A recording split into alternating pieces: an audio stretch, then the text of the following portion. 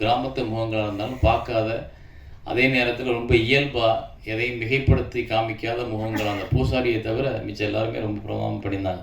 பூசாரி மட்டும் கொஞ்சம் பயந்தே இருந்தார் உங்களை பார்த்து. அது ஏன் அவங்க ரொம்ப மிரட்டிட்டீங்களோ?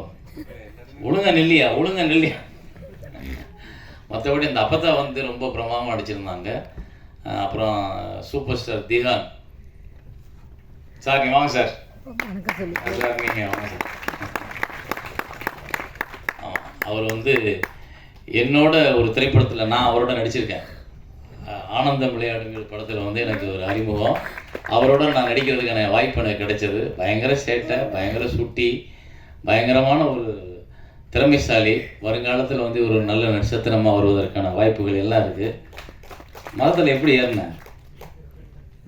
யார் ஏற்றி விட்டவனைய? பழகுனாராம். அம்மா நிறையா பழக்கப்படுத்துறாங்களா? நல்லா நடிச்சிருந்தா தம்பி? இந்த படத்தில் யார் நல்லா நடிச்சிருந்தா?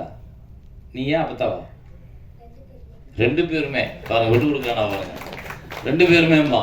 இவனை விட பிரமாதம் ஒரு தங்கச்சி இருக்கு, அதுவும் நடிக்கும்.